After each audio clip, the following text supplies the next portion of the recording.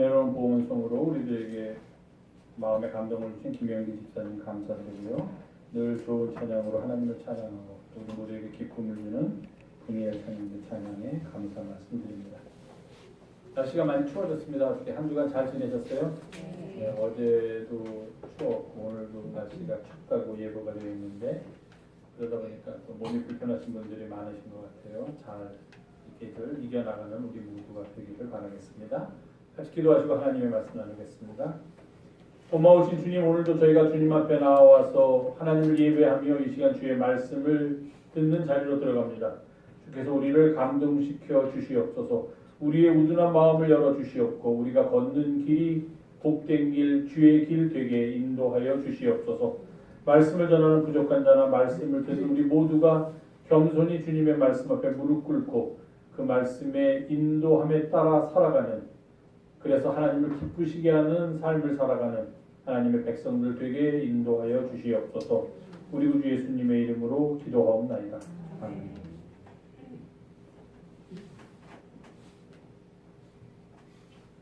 제가 11월 달은 감사의 달이다 그런 말씀을 드렸고, 또 다음 주에는 저희가 올해 1년 동안 하나님께서 우리의 삶을 지키시고 인도하신 은혜에 감사하면서 예배하는 추수감사주일로 예배하겠습니다 라고 말씀을 드렸습니다.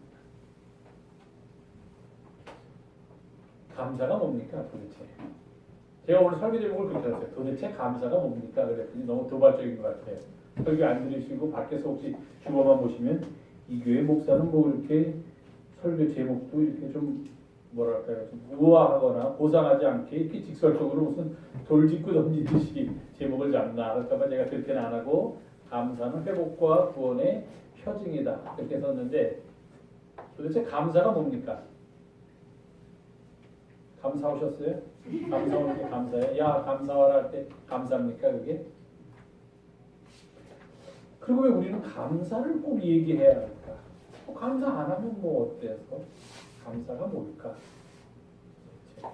그런 생각을 해보게 됩니다. 2010년도에 하버드대학교에서 철학을 가르쳤던 한 교수님이, 마이클 셀던이라는 교수님이 책을 하나 썼습니다. 정의란 무엇인가? 영어로 말하면 justice, 그게 정의예요. justice, 그리고 문제가 뭐라고 붙었냐면 what is the right thing to do? 우리가 해야 할, 행해야 할 옳은 일은 과연 무엇인가? 그게 우리가 정의죠. 정의롭게 살자 그러면 옳은 일을 하면서 살자는데, 도대체 정의가 뭐냐고 그 저자가 우리들한테 질문을 던졌습니다. 나름대로 여러 가지 상황을 들면서 거기에 대한 정의에 대해서 설명을 했어요.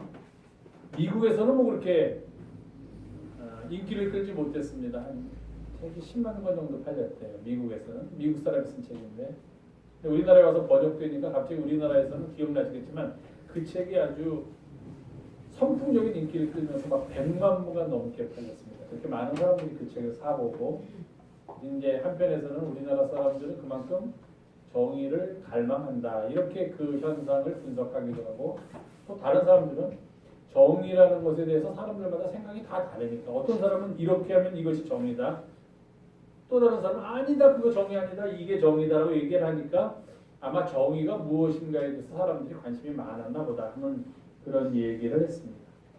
그렇죠. 작년 10월 달부터 12월 달까지만 하더라도 한 사람은 그때 정권을 잡고 있던 정권에서 잘못하고 있으니까 그 정권을 물러나야 한다라고 이야기하는 사람이, 또 그들은 이것이 정의다라고 얘기하고, 또 다른 한편에서는 아니다 지금 정권이 잘하고 있는데 지금 정권을 물러나라고 하는 저 사람들이 이상한 사람이다 그리고 우리가 정의다, 또 그 사람들은 그 사람들한테 정의라고, 이렇게 정의에 대한 생각이 다 달라질 수가 있다는 겁니다.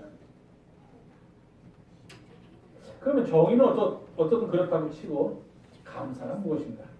우리 그리스도인들은 늘 감사를 얘기하는데, 데살로니가에 보면은 항상 기뻐하라, 쉬지 말고 기도하라, 범사에 감사하라 그렇게 되어 있는데, 범사에 감사하라, 범사는 모든 순간순간마다 뜻이죠. 감사하라고 그렇게 되어 있는데 도대체 감사는 무엇인가? 우리는 늘 그런 질문을 던지지 않을 수 없습니다.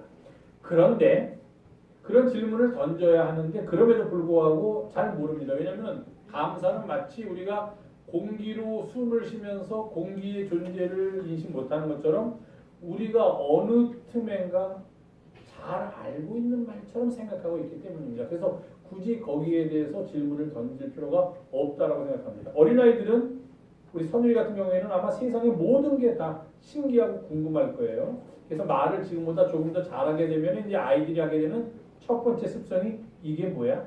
이건 뭐야? 이건 뭐야? 이거에 대해서 이제 부모님이 따라다니면서 일일이 다 대답을 해줘야 되는 그런 나이가 곧 될 거라고 생각을 합니다. 그런데 우리 정도 되면은 익숙해서 뭐든지 다 잘 알고 있는 것 같아요. 그럼 별로 질문 안 합니다. 그리고 또 이 나이에 질문을 한다는 것은 좀 부끄러운 일이다라고 생각하는 경향도 있어요. 요즘은 내비게이션이 많이 다들 있어가지고 뭐 길을 찾는데 어려움은 없지만 옛날에는 길이 없어서 지도로 종이로 된 지도를 보면서 길을 찾아갈 때 뭐 잘못 들어가면 똑같은 길을 계속해서 몇 바퀴를 시간을 허비하면서 낯선 곳에 가면 돌아야 되는 경우도 있습니다. 저는 그렇지 않은데 대부분의 남자들은 그런 데 들어가서도 결코 남에게 물어보지 않는다고 합니다. 이게 자존심이에요. 뭐 주유소 같은 데나 또는 지나가는 가게에다가 이거 어디로 갑니까? 라고 물어보면 금방 가야 될 일을 내가 찾아갈 수 있어. 내가 충분히 지도 보고서 거기 갈 수 있어. 그걸 뭘 굳이 물어봐야 돼. 하면서 가면 어떻게 됩니까? 똑같은 길, 똑같은 골목을 계속 돌아야만 됩니다. 감사는 그런 것 같아요. 우리가 늘 알고 있다라고 생각을 해버리고 이거는 내가 늘 알고 있고 잘하고 있는 거야 라고 생각하면은 실제로 하지 않음에도 불구하고 나도 모르는 사이에 내가 감사를 하고 있는 그런 사람이다. 내 생활은 감사의 생활이다라고 스스로 생각하게 된다는 겁니다. 그러니까 자꾸 질문을 던져야 돼. 감사는 무엇인가? 이런 것 같다? 그럼 내가 정말 그런 일을 하고 있나? 감사하는 생활을 하고 있나? 늘 질문을 던지면서 스스로 또 거기에 대해서 대답을 찾으면서 살아야 할 것 같습니다. 국어사전을 찾아보면 국어의 감사 이렇게 돼 있습니다. 우리가 고마움을 나타내는 인사. 썰렁하더라고요. 제가 찾아봤어요. 그것은 고마움을 나타내는 인사. 단어를 풀이할 때 그 단어가 들어가면 그 풀이는 안 되지요. 내가 지금 그 단어의 뜻을 몰라서 그 단어를 찾았는데 풀이 속에 그 단어가 들어가 버리면 그는 풀이가 아주 잘못된 겁니다. 감사하고 고마움은 우리가 비슷한 말로 이렇게 문장을 쓰다가 똑같은 말이 반복되면 번갈아 가면서 쓰는데 감사, 고마움을 나타내는 인사. 그게 그건 것 같아요. 또는 고맙게 여김. 고맙게 여기는 마음. 이게 사전에 나와 있는 감사의 정의입니다. 감사가 무엇입니까? 라고 물어보면 고마움을 나타내는 남에게 대한 인사. 또는 고마워하는 내 마음. 이런 게 감사다. 그렇게 사전은 설명합니다. 무엇인가에 고마워한다는 거예요. 그것이 마음으로건 또는 어떤 유형의 물질로 표현됐던 간에 어쨌든 고마움에 대한 나의 인사, 그것을 감사라고 보통 세상에서는 이야기한다는 겁니다. 우리가 세상에서 여러 가지 일들을 분석하는 방법 중에 하나가 요즘은 그런 분석을 잘 안 쓰고 종합적으로 쓰지만 그래도 편한 방법 중에 하나가 원인과 결과를 가지고서 우리가 분석을 합니다. 예를 들어서 커다란 우리나라에서 자꾸 그런 사고가 나서 참 가슴 아프고 저는 우리 제천에서 오가시는 우리 권사님 네 분들 걱정되고 하는데 커다란 고속버스도 얼마 전에도 며칠 전에도 사고가 났어요. 버스 전용차로로 달리다가 이 운전사가 앞에서 천천히 가는 다른 고속버스를 보지 못하고 그 고속버스를 들이받았답니다. 그러면 그 들이받친 고속버스도 또 뒤에서 받으니까 충격이 해서 또 앞에 가던 시외버스, 버스 전용차로니까 버스만 다니는 길이니까 또 버스를 받아서 3개의 추돌 사고가 났어요. 물론 사람이 사망한 건 없고 아마 좀 많이 다치기는 했던 모양인데 이런 일이 일어납니다. 그러면 우리들이 그 일을 보는 방법은 이렇습니다. 왜 맨 뒤에 가던 버스가 앞에 가던 버스를 보고 서지 못했을까? 그렇게 생각하죠. 이 일의 원인은 무엇일까? 이렇게 생각해요. 원인은 무엇일까? 이게 보통 우리가 생각하는 방법이에요. 사건이 났을 때 해결하는 방법입니다. 그럼 사람들이 막 원인을 냅니다. 뒤에서 가서 사고를 처음에 일으킨 버스가 너무 오래됐나 보다. 부품에 문제가 있나 보다. 브레이크에 문제가 있어가지고 운전사가 브레이크를 밟았는데도 브레이크가 제대로 안 들었나 보다. 또는 운전사가 가다가 핸드폰을 가지고 다른 짓이라고 했습니다. 그럴 경우에는 다른 짓이에요. 운전하면서 그런 거 하면 다른 짓을 했나 보다. 아니면 우리가 요즘 많이 말하듯이 이 운전사가 너무 혹사를 당해서 충분한 수면이나 휴식을 취하지 못하고 계속 운전을 해야 되기 때문에 뭐 얼마 전에 그 창원 터널 앞에서 일어났던 사고도 뭐 70세 되신 분이 그 트럭에다가 또 그런 경우에는 트럭에다가 너무 짐을 많이 실어다 이런 원인들을 막 찾습니다. 무슨 일이 일어나면 그런 원인들이 모여서 결과, 즉 제가 지금 말씀드린 예 같은 경우에는 교통사고라는 결과를 낳게 돼요. 이렇게 사건을 우리가 생각하는 그런 경향이 있습니다. 그럼 그렇게 생각을 하면은 좀 이 일을 분석하고 이 일의 내용을 아는데 쉬워져요. 감사에도 그런 똑같은 방법을 적용해 보면 우리가 감사를 해야 된다. 이것은 어떤 일의 결과다. 그렇게 생각을 합니다. 그러면 우리들이 다 생각해. 왜 감사를 해야 되는가? 나는 왜 감사를 해야 되는가? 당신은 왜 감사를 해야 되는가? 저 사람은 왜 감사를 해야 되는가? 감사라는 결과가 일어날 수 있도록 하는 여러 가지 원인이 될 만한 일들을 찾습니다. 그리고 그 원인에 의해서 또는 원인 때문에 우리가 감사라는 결과의 행동을 하게 된다. 그렇게 생각을 합니다. 다른 말로 하면 만약에 감사합시다 그러면 그건 생뚱맞은 거예요. 생뚱맞은. 예를 들어서 말씀을 읽읍시다 그러면 그냥 말씀을 읽으면 돼요. 그러면 감사합시다 그러면 사람들은 다 어떻게 생각합니까? 그 감사라는 행동을 낳게 된 원인이 있어야 되지 않겠나? 그렇게 생각하는 거예요. 원인을 생각하는 거예요. 찾으라고 그래요. 그게 우리가 보통 얘기하는 감사의 이유 또는 감사의 조건이라는 겁니다. 지금 어떤 사람이 감사를 했습니다. 감사원금을 드렸어요. 그럼 우리는 생각합니다. 아, 저 사람이 물론 뭐 범사에 감사합니다. 그런 예물을 드릴 수도 있지만 예를 들어서 대학교 입시를 준비하던 학생이 대학교 입시가 끝난 다음에 하나님한테 감사를 드렸어요. 그럼 우리는 추측할 수가 있습니다. 왜 감사를 했죠? 대학교에 붙었으니까라는 선행되는 어떤 일이 있다는 겁니다. 그리고 또 선행되는 일은 이 감사를 드리는 사람한테 이익이 됐거나 좋은 일일 때 주로 감사를 해요. 대학교 시험을 봤는데 떨어졌습니다. 근데 감사해요. 감사를 했습니다. 하나님한테. 그럼 우리가 아무도 제가 떨어졌을지도 모른다라고는 생각 안 해요. 만약에 떨어진 사람이 그럼에도 불구하고 믿음이 너무 좋아서 그런 경우는 거의 없더라고요. 없는데 너무 좋아서 떨어졌는데도 불구하고 하나님 감사합니다라고 하면은 만약에 그 사람에 대해서 잘 모르는 사람들은 당연히 그 감사 헌금을 했던 사람 한 사람이 만약에 수험생이나 수험생의 가족이라는 것을 안다면 그 시험의 결과를 모르더라도 우리는 다 어떻게 추측하느냐?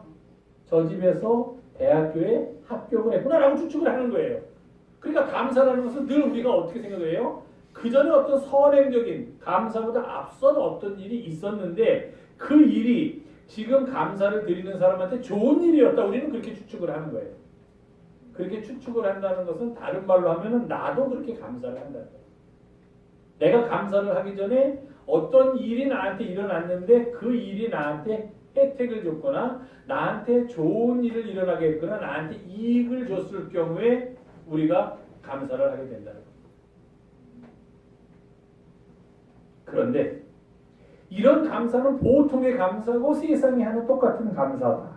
성서는 그렇게 우리들에게 이야기하고 있습니다. 맞는 말이에요. 그게 감사예요. 감사 전에 어떤 일이 일어났고 그 일이 나한테 좋은 영향을 주었을 때 거기에 대해서 고마움을 표시해서 하는 행동, 그것이 감사이기 때문입니다. 그런데 우리가 그리스도인으로서 만약에 감사를 이야기한다면 데살로니가서에 있는 표현대로 그대로 범사에 감사하라. 좋은 일이 생겼을 때, 너에게 이익이 생겼을 때 감사하라가 아니라 범사에 감사하라는 말씀을 그대로 믿는다면 우리는 감사 이전에 어떤 일이 일어났다는 그 감사의 원인을 굳이 찾지 않아도 된다는 겁니다. 더 적극적으로 말하면 그거 찾지 말고 그냥 그저 감사하는 것이 우리 그리스도인의 삶이다라고 성서는 우리들에게 이야기하고 있다는 겁니다. 왜냐하면 우리 그리스도인의 언어로 우리 기독교의 언어로 표현을 한다면 감사는 우리에게 일어난 회복 그리고 우리에게 일어난 구원에 대한 표징이다. 우리가 그렇게 생각할 수 있다는 겁니다. 그렇기 때문에 우리에게 회복이 일어나고 우리에게 구원을 경험할 수 있는 일이 있었다면 그것은 당연히 우리는 하나님께 감사하지 않을 수가 없다는 겁니다. 더 한 발짝 더 나가서 만약에 우리가 회복되기를 원한다면 또는 구원받기를 원한다면 그런 모든 우리의 바람의 시작은 감사로부터 돼야 한다는 겁니다. 제가 오늘 성일교회 그냥 아주 결론을 딱 말씀드리겠습니다. 오늘 말씀의 본문은 이런 얘기입니다. 예레미야 선지자의 이야기인데요. 이스라엘 백성이 포로로 잡혀갔습니다. 바벨론이라는 나라에. 이들은 그저 고향으로 돌아가서 살 날만 손꼽아 기다리고 있습니다. 하나님께서 우리를 언제 우리 집으로 우리 땅으로 돌려보낼까? 그렇게 고대하고 있습니다. 지금은 포로 생활을 하고 있지만 그때 예레미야라는 선지자를 통해서 여호와 하나님께서 말씀하셨다는 겁니다. 말씀하셨는데 뭐라고 말씀하셨냐면 지금 예루살렘에 가보면 예루살렘에 바벨론이 쳐들어왔기 때문에 예루살렘은 더 황폐해졌습니다. 바벨론이 쳐들어와서 온갖 건물들을 다 무너뜨리고 성전에 들어가서 성전에 있는 집기, 예배드리는 도구, 고급 그릇들 이런 것들, 금으로 된 그릇들, 예배 때 필요한 그릇들을 모두 다 바벨론으로 가져갔습니다. 그리고 건물은 다 무너졌습니다. 황폐해졌습니다. 그러니까 지금 하나님께서 말씀하신다. 여호와께서 말씀하신다 하면서 예레미야 입을 통해서 이렇게 말씀하십니다. 자, 지금 예루살렘 거리, 그들은 시온이라고 표현을 하죠. 자기들의 고향을. 시온이 어떻게 되었느냐? 황폐해졌다. 거기는 아무것도 살 수가 없어. 사람도 볼 수도 없고 주민도 거기 사는 사람도 없고 심지어는 짐승조차도 살 수 없는 그곳이 돼가지고서 모든 사람들이 특히 유다 사람들, 이스라엘 사람들은 그 고향을 보면서 또는 고향을 생각하면서 눈물만 짓고 있는 이 상황이지만 아무것도 볼 수 없는 아무런 희망도 볼 수 없는 그 황폐한 땅에서 소리가 들리기 시작한다는 겁니다. 하나님께서 말씀하시는 거예요. 유대 백성들 향해서 그때 소리가 들린다. 이거 무슨 소리지? 사람도 없는데 거기 사는 주민도 없는데 거기 짐승조차도 없는데 갑자기 웬 소리지? 그리고 무슨 소리인가 하고 귀를 기울여 들어보니까 그 소리는 즐거워하는 소리다는 거예요. 기뻐하는 소리다 하는 겁니다. 신랑의 소리가 들리고 신부의 소리가 들린다는 결혼식은 가장 기쁜 예식으로 당시에 간주하고 있었습니다. 결혼식이 열리는 소리가 들리네요. 황폐한 땅에서, 황무지에서 짐승도 없고 사람도 없고 아무도 없는 그런 아무도 가기를 원하지 않는 그런 땅에서 들리는 소리가 즐거워하는 소리가 들리고 기뻐하는 소리가 들리고 심지어는 신랑의 소리, 신부의 소리가 들립니다. 이게 웬일인가 하고 더 귀를 기울여 보니까 거기에서 들리는 소리가 바로 감사의 소리가 나오고 있다는 거예요. 하나님의 인자하심이 영원하다 하는 그런 찬양 소리가 나오고 있다는 거예요. 그리고 사람들이 모여서 지금 다 무엇을 하고 있습니까? 여기 보면 이렇게 하고 있습니다. 여호와의 성전에 감사의 제사를 드리는 자들의 소리가 그 황폐한 땅으로부터 들리니 아니 이게 어찌 된 일입니까? 어떻게 황폐한 땅에서 이런 소리가 들립니까? 하나님께서 말씀하십니다. 지금 포로로 잡혀와 있는 너희들을 내가 그 땅으로 돌려보내어서 그 땅을 옛날 너희들이 살던 그 시대처럼 그렇게 회복시켜 주기 때문이다. 바벨론의 포로로 잡혀가 있는 이스라엘 백성들을 향한 회복의 구원의 메시지가 예레미야 선지자를 통해서 지금 선포되고 있는 겁니다. 지금은 다 생각합니다. 바벨론의 포로로 잡혀 있는 이스라엘 백성들이 우리의 고향은 어떻게 됐을까? 떠나올 때 보니까 다 황폐했어. 돌 위에 돌이 쌓여져 있고 사람이 거할 수 있는 데가 아니야. 아니 사람만 아니라 짐승조차 먹을 것도 아무것도 없고 살만한 여건이 없으니까 거기는 아무도 살 수 없는 그런 땅이 되었어. 그러면서 그들이 목 놓아서 바벨론 강변에 앉아가지고 시편 127편을 보면은 노래했다. 슬픔의 노래를 불렀다. 그렇게 얘기합니다. 고향 땅을 생각하면서. 그런데 하나님께서 말씀하시는 거예요. 아 고향 땅 맞아. 지금은 그렇게 황폐하게 돼 있어. 근데 거기서 소리가 들릴 것이야. 근데 그 소리가 슬퍼서 애곡하는 소리가 아니라 기쁨의 소리, 즐거워하는 소리, 신랑과 신부의 소리가 들릴 것이다. 하나님께서 포로된 너희들을 다시 돌려보내어 그 땅을 회복시켜 주시고 그 땅을 구원해 주셨기 때문에 그 땅에서는 감사의 소리가 들릴 것이다. 그렇게 이야기하고 있는 거예요. 우리 삶의 회복과 구원 그리고 그 회복과 구원으로부터 나오는 감사는 결코 두 개가 아니다라는 것을 성서는 우리들한테 말합니다. 우리는 흔히 어떻게 생각합니다. 세상적으로 생각하면서 제가 우리 용어를 쓰겠습니다. 회복과 구원이 일어나야지만 감사를 하지. 그런 것이 없고 황폐된 것을 보면서 어떻게 감사할 수 있겠는가. 우리는 이렇게 생각한다는 겁니다. 뭐 감사할 일이 있어야 감사를 하는 거지 어떻게 아무데나 지금 같은 형편을 무슨 이유로 감사하라는 건가 이렇게 생각하기 쉽다는 거예요. 그런데 우리는 그렇게 생각하지 않는다는 거예요. 회복과 만약에 어디서 감사의 찬양 소리가 들린다면 우리는 이렇게 추측하면 아 저기에서는 회복과 구원의 기쁨이 일어났구나라고 생각할 수도 있는데 더 깊은 믿음을 가지고 있다면 우리는 이렇게 생각합니다. 회복과 구원의 기쁨을 바란다면 먼저 감사로부터 시작해야 한다. 이렇게 볼 수 있다. 이거를 믿음이라는 거예요. 보이지 않지만 우리들이 바라는 것들이 간절히 바라면서 그 뜻을 갖고 있으면 이루어질 수 있다는 것. 믿음이라는 거예요. 이것이 예수 그리스도 안에서 우리가 갖는 희망이라는 거예요. 이게 희망이에요. 이미 이루어진 걸 보고서 감사하면 이건 희망이 아니에요. 이거는. 그냥 감사합니다. 뭐 그것마저 안 하고 사니까 참 문제이긴 하지만요. 그런데 그렇지 않은 상황임에도 불구하고 오히려 회복을 기다리면서 구원을 기다리면서 그러한 기다림의 시작을 감사로서 할 수 있다면 그런 사람을 가르쳐서 우리는 믿음을 가지고 예수 그리스도에 대한 희망 속에서 살아가는 사람이다. 그렇게 이야기했습니다. 그러니까 감사는 세상에서는 그렇게 얘기합니다. 감사할 일이 있어야 감사를 하지. 뭘 돈을 더 많이 벌어야 감사를 하고 뭐가 잘 돼야 감사를 하고 감사의 조건이 있어야 감사를 하지. 사람들 사이에서는 그럴 수 있어요. 그럴 수 있지만 만약에 우리가 하나님 앞에 쓴다면은 그거보다 더 깊은 경지로 삶의 경지로 우리가 들어갈 수 있어야 된다는 겁니다. 그 깊은 경지는 무엇입니까? 우리가 바라는 회복과 우리가 바라는 구원의 기쁨은 현실을 보고서 드리는 감사가 아니라 그런 회복과 구원의 기쁨을 이미 얻었다는 믿음, 이미 얻었다는 소망 속에서 희망 속에서 드려지는 감사. 거기서부터 우리의 진정한 감사가 출발한다. 그래서 우리가 깨달아야 한다. 좀 평이하게 설명을 하면 평이하게 말씀을 드리면요. 우리들이 현재 살고 있는 삶, 저는 그것을 지금 계속 우리의 용어로 회복과 구원이라고 표현했지만 우리가 현재 살고 있는 삶과 감사는 동전의 양면과도 같은 거다 하는 겁니다. 이것이 먼저이고 이것이 뒤이고 그러니까 좋은 일이 있어야지 감사하고 이것이 아니라 우리들이 살아가고 있는 회복과 구원의 삶과 우리들이 드리는 감사는 동전의 양면과 같은 것이다.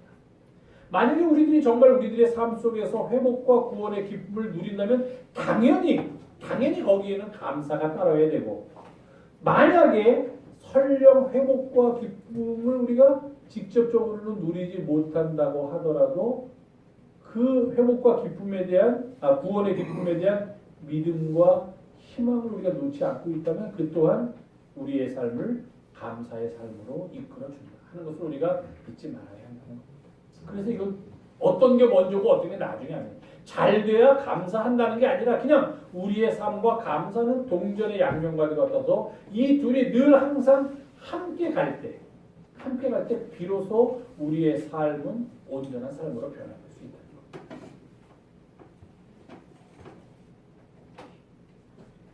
만약에 우리의 삶에서 회복을 느끼고 우리의 삶에서 구원의 기쁨을 회복이라는 게 무엇입니까? 우리들의 원래의 상태 우리가 있어야 할 마땅한 상태로 돌아가는 겁니다. 예를 들면 몸을 얘기하면 우리가 말하는 회복은 무엇입니까? 건강한 상태가 회복입니다. 경제적인 의미로 말한다면 우리가 열심히 땀 흘려 번 것으로서 우리가 세상을 살아가는데 크게 부족함이 없는 상태로 들어가는 것을 말합니다.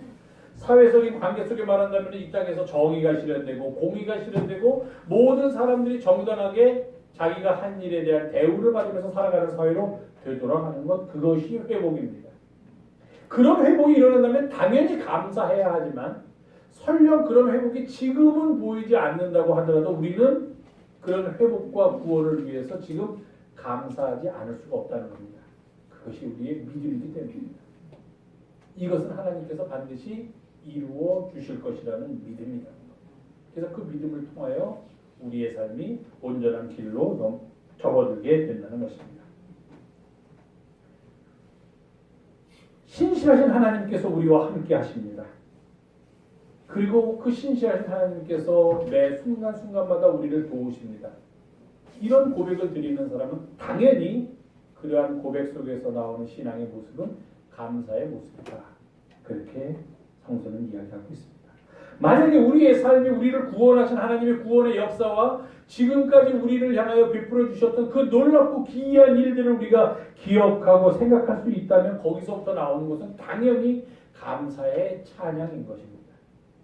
일반적인 얘기입니다. 그런데 만약에 우리가 돌이켜보는 우리의 삶이 설령 그런 것 같지 않아도 그렇게 만족스러운 것 같지 않아도 뭔가 부족한 것 같아도 뭔가 불평이 나올 것 같아도 그럼에도 불구하고 우리의 삶을 주장하시고 결국은 마침내 우리들을 그렇게 온전하게 하나님께서 이끌어 주실 것이다라는 믿음을 가지고 있는 사람이라면 그러한 희망을 가지고 사는 사람이라면 그 또한 세상적으로는 그렇지 않다고 할지라도 우리는 감사로부터 우리의 삶을 시작하지 않을 수가 없다는 겁니다. 그래서 시편 기자는 시편 65편에서 이렇게 노래합니다. 땅을 돌보사 물을 대며 심히 윤택하게 하시며 하나님의 강에 물이 가득하게 하시고 이같이 땅을 예비하신 후에 그들에게 곡식을 주시나이다. 주께서 밭고랑에 물을 넉넉히 대사 그 일락을 평평하게 하시며 또 단비로 부드럽게 하시고 그 싹에 복을 주시나이다. 주의 은택으로 한 해를 관시우시니 주의 길에는 기름방울이 떨어지며 들의 초장에도 떨어지니 작은 산들이 기쁨으로 띠를 띄었나이다. 초장은 양떼로 옷 입었고 골짜기는 곡식으로 덮였음에 그들이 다 즐거이 외치고 또 노래합니다. 이런 고백이 우리 가운데서 나옵니다. 우리의 삶이 회복과 구원의 기쁨에 대한 감사도 있어야 되지만 만약에 그렇지 못한 삶 속에서 우리가 회복과 구원의 기쁨에 대한 믿음과 회복과 구원의 기쁨에 대한 희망을 잃지 않고 살아가는 그런 사람들이라면 당연히 우리의 삶은 감사와 함께가는 삶이 되어야 한다. 그것이 바로 도대체 감사가 무엇인가? 왜 우리는 감사해야 하는가에 대한 아마 많은 답변들 중에 중요한, 어쩌면 가장 중요한 한 가지 대답이 될 수 있을 것이라고 그렇게 생각합니다. 우리를 구원해 주신 하나님께, 우리를 살면서 회복시켜 주신 하나님께 우리는 당연히 감사하면서 살아갑니다. 그러나 만약에 설령 현실은 그렇지 않더라도 우리의 삶 속에 그런 믿음이 있다면, 그런 희망을 잃지 않고 우리가 살아간다면 그 또한 우리가 감사로부터 우리의 삶을 시작해야 될 가장 중요한 이유가 된다는 것입니다. 그렇습니다.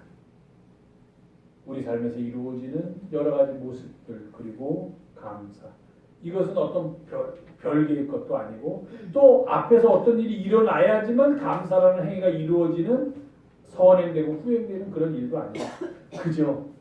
그저 매일의 일상 속에서 우리가 고백하듯이 신실하신 하나님께서 매 순간마다 우리와 함께 가신다는 그 믿음을 가지고 우리가 살아간다면 이 양자는 함께 가야 할 수레의 두 바퀴가 될 수밖에 없다는 겁니다.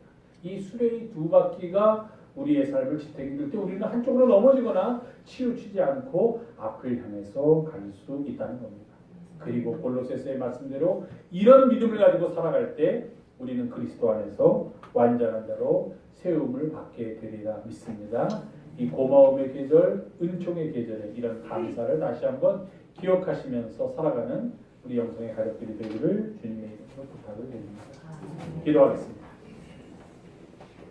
고마우신 주님, 오늘도 저희가 함께 모여서 주의 말씀